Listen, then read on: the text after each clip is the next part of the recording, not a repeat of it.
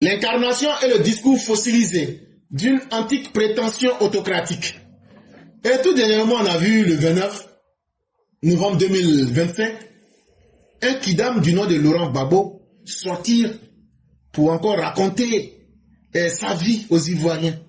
Et il sera encore dans un combat illusoire, dans une illusion. Il est dans un rêve qu'il est en train de mener un combat contre je ne sais quoi.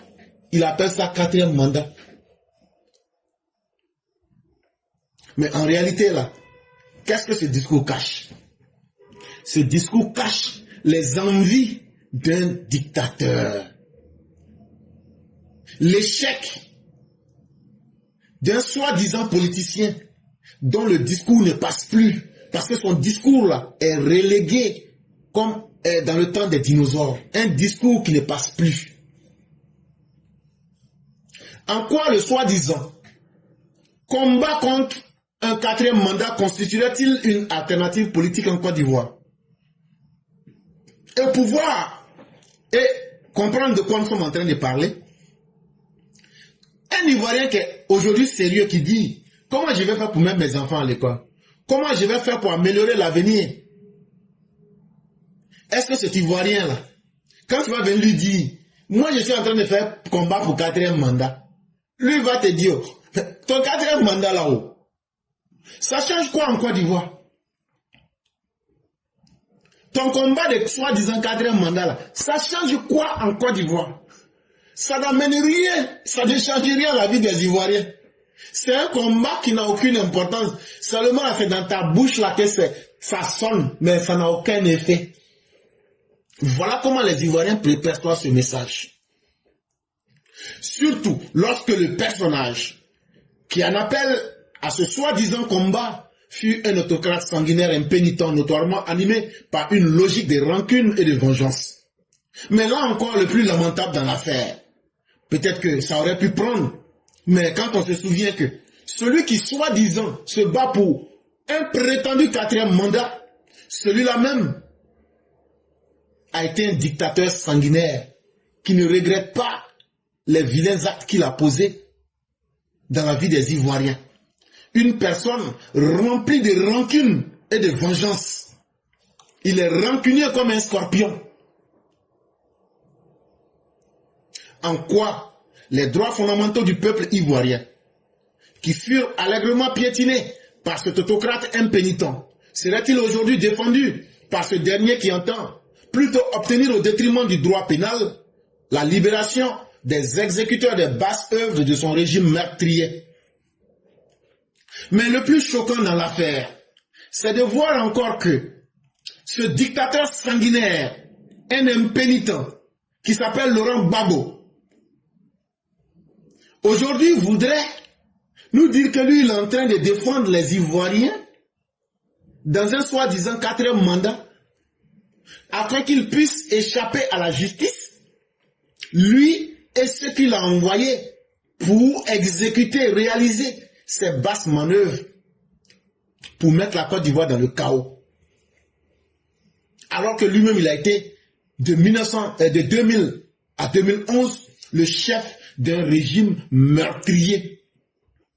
C'est ça Laurent Gbagbo. Et c'est ce qu'il faut présenter aux Ivoiriens de la manière la plus froide, mais de la manière la plus sûre.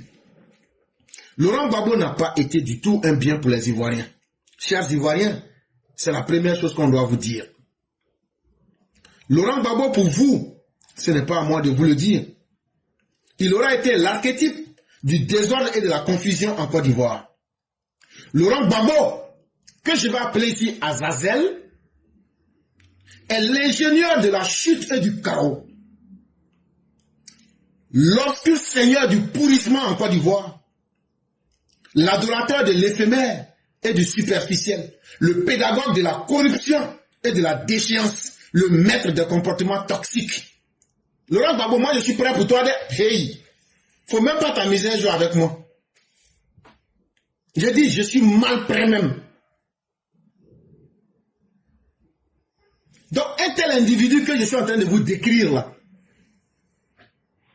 Donc, subitement, il est frappé par un désir d'aider les Ivoiriens après avoir sacrifié une partie des Ivoiriens en 2025. Laurent Gbagbo que vous voyez là, il n'a pas été capable de dire, le jeune homme qui est tombé là, je présente mes hommages. Mais il nous demande de libérer les bandits qu'il a envoyés pour éventrer le peuple. Laurent Gbagbo, le chef d'un régime de meurtriers, nous demande de libérer les exécuteurs de ces basses besognes, de ces basses manœuvres. Est-ce qu'en réalité, un autocrate qui fut le fossoyeur durant des décennies de la Côte d'Ivoire peut être le défenseur des Ivoiriens? En quoi la démocratie ivoirienne serait-elle défendue par un autocrate qui en fut le fossoyeur durant des décennies? C'est bien la question que tout esprit lucide se poserait. Quand lui-même il était au pouvoir, il était un dictateur sanguinaire. On l'appelait le boucher de la lagune ébriée. Une fois qu'il a perdu le pouvoir, il prend des gens pour attaquer la République. Quand il échoue, il veut se transformer en défenseur de la démocratie. Mais alors que ses comportements de dictateur, de potentat, de despote, d'autocrate, sanguinaire, fossoyeur de la République sont encore intacts à l'intérieur de lui-même. Et ça pue dans son langage.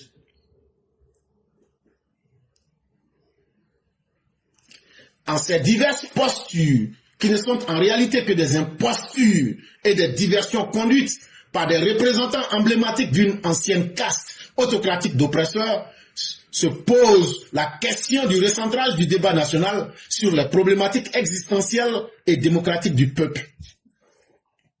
En réalité, chers parents, ne vous laissez pas distraire. Laurent Gbagbo est un imposteur. Laurent Gbagbo veut vous tromper, veut faire diversion. Mais il n'a pas changé. Il est le représentant de la caste des dictateurs, des oppresseurs, des sanguinaires, des gens qui ne se questionnent pas, des gens qui ne se disent pas qu'ils ont commis des erreurs, des gens qui ne cherchent pas à recentrer le débat ivoirien sur les problèmes des Ivoiriens.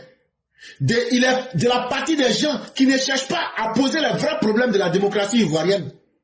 Ils cherchent à régler ses problèmes personnels. Ils cherchent à se venger contre Alassane Ouattara. Ils cherchent à se venger contre les gens du Nord. Ils cherchent à se venger contre tous ceux qui ne partagent pas sa politique sanguinaire.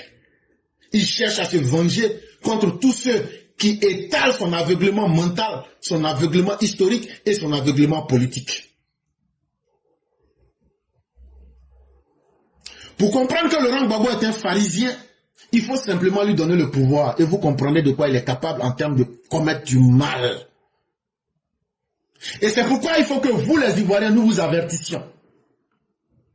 Il va falloir que vous sauvegardiez votre démocratie en recentrant le débat politique sur les questions sociales et sociétales.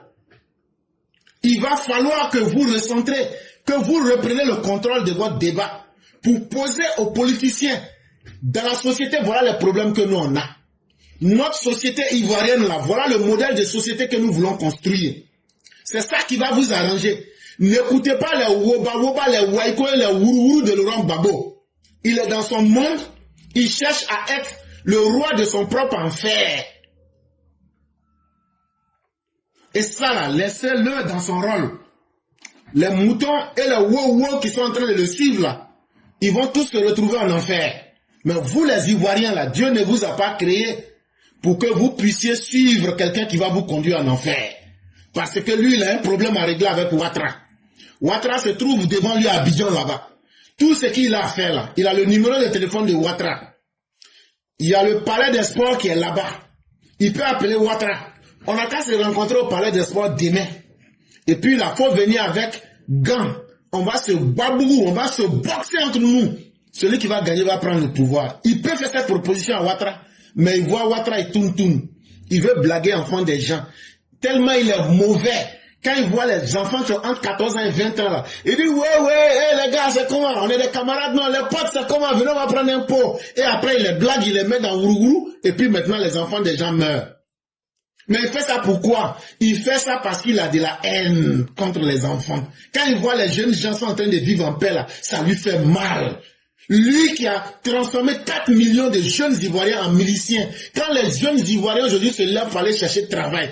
Quand les jeunes Ivoiriens aujourd'hui roulent en voiture. Quand les jeunes Ivoiriens ont des entreprises là, ça fait mal à Laurent Gbagbo. Laurent Gbagbo dit comment je vais faire pour détruire leur vie. C'est quand moi je vois leur sang verser là. Pourquoi ils ne prennent plus des calages, des pistolets? Pourquoi aujourd'hui ils sont en train de bien vivre la vie? Lui ça lui fait mal. Parce que lui là, lui Laurent Gbagbo là, lui il est le représentant d'une caste autocratique d'oppresseurs.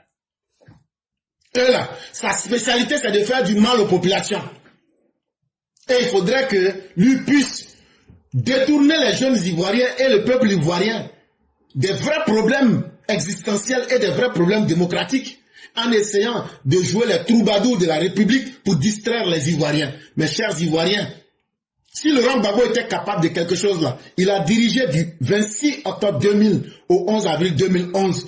Vous auriez dû voir ce qu'il a fait. Posez-vous une seule question. De tout ce temps qu'il a dirigé là, qu'est-ce qu'il a laissé que tout le monde voit? Et puis ça a aidé tout le monde. Rien.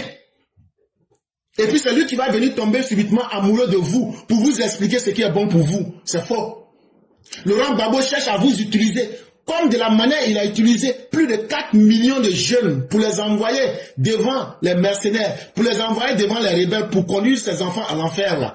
Aujourd'hui, il est en train de chercher, soi-disant, 4e mandat là. Il cherche encore de nouveaux, comment je vais appeler ça?